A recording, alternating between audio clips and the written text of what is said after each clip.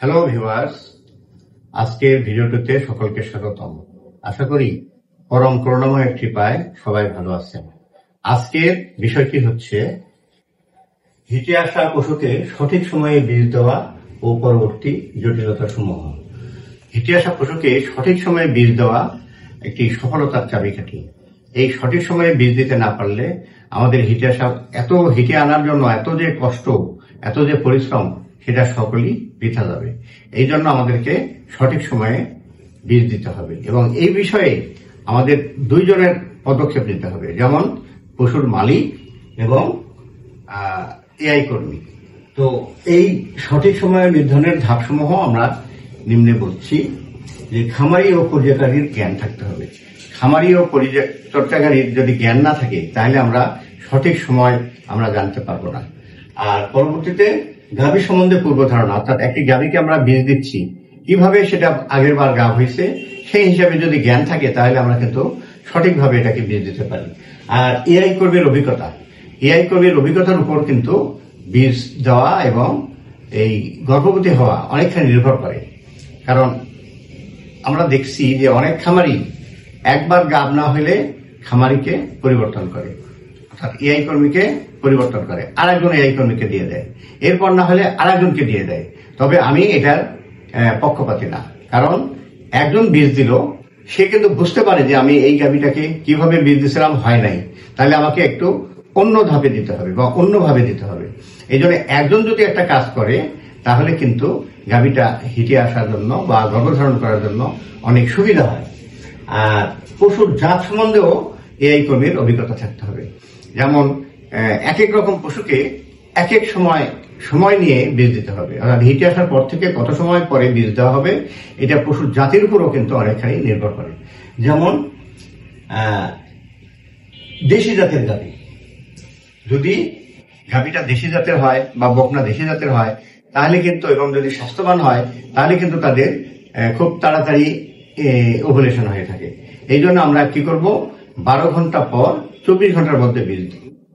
আর যদি দেখি যে বকনা এবং গাভী এরা একটু স্বাস্থ্য খারাপ, সেক্ষেত্রে আমরা ওভুলেশনটা কিন্তু একটু দেরিতে হয়, সেক্ষেত্রে আমরা 24 ঘন্টা পর বা 36 ঘন্টার মধ্যে বীজ দেব। আবার যদি শঙ্কর জাতের গাভী বা বকনা হয় এবং স্বাস্থ্যবান হয় তাহলে কিন্তু আমরা 24 ঘন্টা পর 36 ঘন্টার মধ্যে বীজ দেব।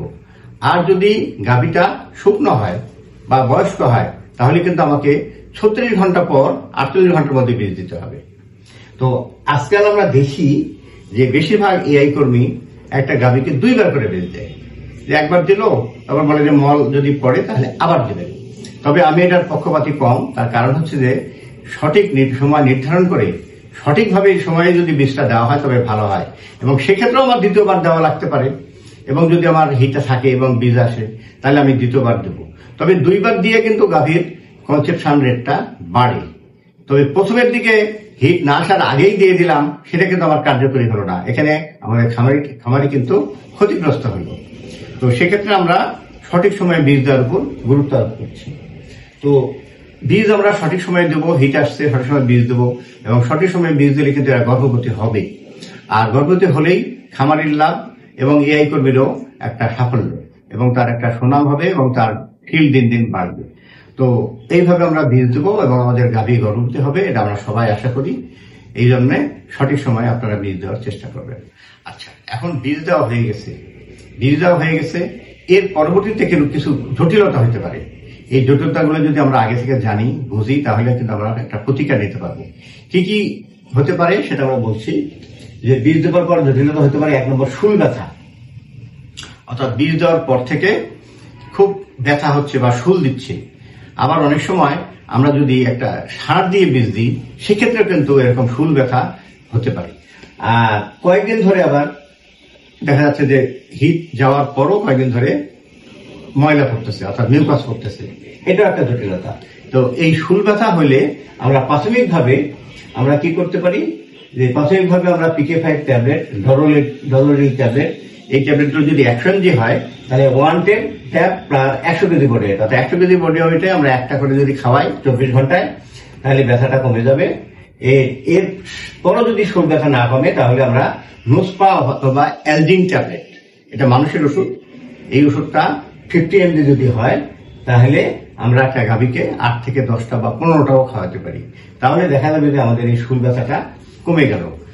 এখন এই দুটো ওষুধ খাওয়ানোর পরও যদি শুল ব্যথা না কমে, তাহলে কিন্তু আমাদের পরবর্তী পদক্ষেপে আরেকটা চিকিৎসা নিতে হবে। সেই চিকিৎসাটা কি? সেটা হচ্ছে শুল ব্যথা অধিক এবং দীর্ঘস্থায়ী হলে আমরা কি করব, এটাকে তখন অ্যান্টিবায়োটিক ট্রিটমেন্টে যেতে হবে। অ্যান্টিবায়োটিক ট্রিটমেন্টের আগে আমরা জানি যে অ্যাস্টাবেট, হিস্টাবেট বা নেরাসিন এই ইঞ্জেকশনগুলো দিতে হবে। এটা 200 কেজির জন্য 10 ml দেব। তারপর আমরা একটা অ্যান্টিবায়োটিক ব্যবহার করবো, এবং এমন একটা অ্যান্টিবায়োটিক আমাদের ব্যবহার করতে হবে যে গাভীটা আমাদের বীজ দেওয়া আছে, শুল ব্যথা হইলেই যে এটা কনসিভ হবে না সেটা কিন্তু না। তাহলে আমাকে এমন একটা অ্যান্টিবায়োটিক ব্যবহার করতে হবে যেটা আমাদের এই ইয়ের উপর, ভ্রূণের উপর কোনো এফেক্ট না করে। এবং এই ধরনের একটা অ্যান্টিবায়োটিক এবং খুব কার্যকরী একটা অ্যান্টিবায়োটিক হচ্ছে অ্যাম্পিসিলিন। এই অ্যাম্পিসিলিনের মধ্যে এখন মার্কেটে যেটা পাওয়া যায় সেটা হচ্ছে বিপিলিন ডিএস অথবা অ্যাম্পিসিন ভেট, এবং এইটার ডোজ হচ্ছে 1 ml per 20 kg per weight। এই ওষুধটা আমরা 3 দিন দেবো। আমরা অ্যান্টিহিস্টামিনও 3 দিন দেবো এবং এটাও 3 দিন দেবো। 3 দিনের মধ্যে সাধারণত এটা কমে যায়। আর ব্যথা যদি বেশি থাকে তাহলে সেক্ষেত্রে আমরা ব্যথার ওষুধও এখানে ব্যবহার করবো। সেক্ষেত্রে আমরা কি দেবো, আমরা ফিক্সিন ইঞ্জেকশন বা ফ্লোনিডিন গ্রুপের ইঞ্জেকশন, চাপরিল, ম্যাক্সিমল, ট্যামিক ভেট বা এই গ্রুপের ইঞ্জেকশনগুলো আমরা দেবো। এটা 10 ml per 300 কেজি বা তার চেয়ে একটু আমরা বেশি মাত্রায় দিতে পারি। যদি ব্যথা বেশি হয় আমরা বেশি দিতে পারবো। এবং সেক্ষেত্রে আমরা এই ওষুধগুলোর সাথে আমরা কিন্তু অ্যালজিন বা নোসপা ট্যাবলেটও ব্যবহার করতে পারি। তো তাহলে আমাদের ব্যথাটা দূর হবে, কারণ এই ব্যথা থাকলে গরু খাওয়া বন্ধ করে দেয়, গরুর বিভিন্ন রকম সমস্যা হয়, ঘন ঘন শুল দেয়, এবং সেক্ষেত্রে এই শুলটা দীর্ঘস্থায়ী হলে আমাদের গর্ভ কিন্তু নষ্ট হয়ে যায়। কাজে এই ব্যথাটা আমাদের তড়িৎ গতিতে শেষ করতে হবে। আর দুগ্ধবতী গাভী হলে তাদের দুগ্ধও কমে যায়। কাজেই এই চিকিৎসাটা আমাদের অতি জরুরিভাবে এবং সুন্দরভাবে করতে হবে। আচ্ছা, আবার আরেকটা ব্যাপার কি, দেখা যাচ্ছে যে অনেক গরুর ইদানিং দেখা যাচ্ছে যে হাইল্ডিং ভ্যারাইটি, অনেক বকনা এবং অনেক গাভী বীজ দেওয়ার পর দেখা যাচ্ছে যে 10-12 ঘন্টা পর বা অনেক সময় আর একটু বেশি সময় পর তাজা রক্ত চলে আসে, এবং এই রক্ত দেখে তো খামারিরা রীতিমতো ভয় পেয়ে যায়। এবং এর পরিমাণ 200 ml থেকে 300 ml বা 500 ml পর্যন্ত হয়, বা কয়েকবারে দেখা যাচ্ছে যে এটা 500 ml পর্যন্ত এই রক্তটা আসলো। আর এই রক্তটা আসলে খামারি যেমন ভয় পায়, গরুর যেমন ক্ষতি হয়, তেমনি এটা কিন্তু গর্ভ ধারণের ক্ষেত্রেও কিন্তু একটা বিরাট বাধা। কেন বাধা? যে ভ্রূণটা কনসিভ করে গেছে, কিন্তু এখান থেকে রক্ত আসতেছে, অর্থাৎ ভ্রূণটা আবার স্লোপিং আউট হয়ে গেছে, অর্থাৎ ওখান থেকে উঠে গেছে, যে এই রক্তের সাথে বেরিয়ে চলে আসতেছে। এটার কারণ আমাদের জানতে হবে। এটার কারণে আমরা প্রাথমিকভাবে কি দিতে পারি?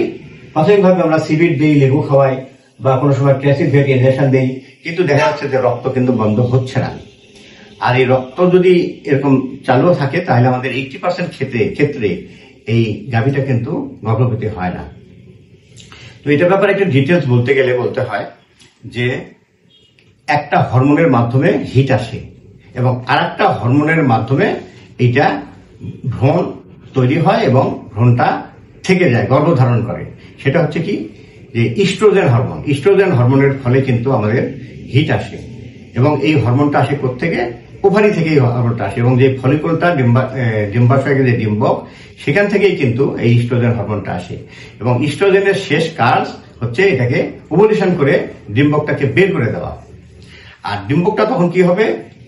ডিম্বকটা কিছু সময় পর এই শুক্রাণুর সাথে নিষিক্ত হয়ে একটা জাইগোটে পরিণত হবে, হয়ে কিন্তু সে ফ্যালোপিয়ান টিউবের গায়ে কিন্তু ভিতর থাকবে, এবং সেখান থেকে আস্তে আস্তে আস্তে আস্তে সেটা চলে আসবে হচ্ছে আমাদের হর্ন অফ ইউটেরাসে।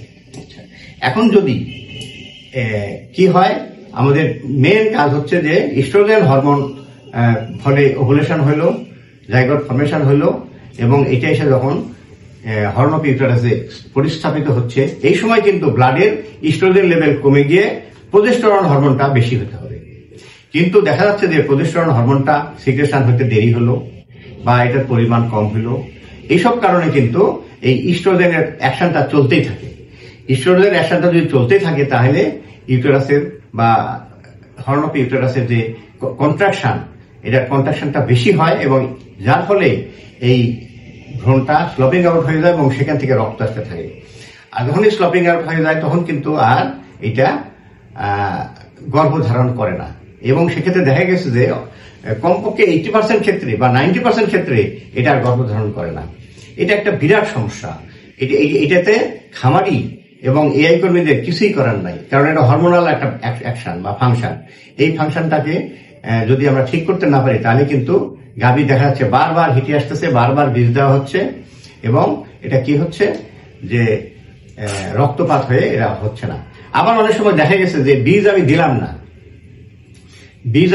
না কিন্তু তারপরে রক্ত আসলো। কেন আসলো? যে এই ব্যাপারটা যে হরমোনের প্রাধান্যটা অর্থাৎ ইস্ট্রোজেন হরমোনের প্রাধান্যটা বেশি থাকাতে এই রক্তটা আসতেছে। তো এটাকে যদি আমরা রোধ করতে না পারি তাহলে কিন্তু এই গাভীটাকে আমরা আর কনসিভ করতে পারবো না। আর এই রক্তটা বেশি আসে যেসব গরুর অ্যানাপ্লাজমা বা থাইলেরিয়া জাতীয় রোগ থাকে, সেক্ষেত্রে কি হয়, এই গরুর রক্তের হিমোগ্লোবিনটা কম থাকে বা আরবিসিটা কম থাকে। আরবিসি কম থাকলে রক্ত কিন্তু পাতলা হয়ে যায়, আর সেই পাতলা রক্তটা কিন্তু সহজে জমাট বাঁধে না, এই জন্য রক্তক্ষরণ বন্ধ হয় না। এটা আমরা পরে অ্যানাপ্লাজমা থাইলেরিয়া বলবো। এবং অ্যানাপ্লাজমা থাইলেরিয়া গরু আসলেই কিন্তু এটা কনসেপশন হতে দেরি হয়। তো এই রক্তটা যদি আসে এবং এই হরমোনটা যদি আমরা ব্যালেন্স করতে না পারি তাহলে কিন্তু আমাদের এই গরুগুলা গাভ হবে না। তো এই কারণে আমাদের প্রোজেস্টেরন হরমোনটা বেশি দেওয়ার প্রয়োজন হয়।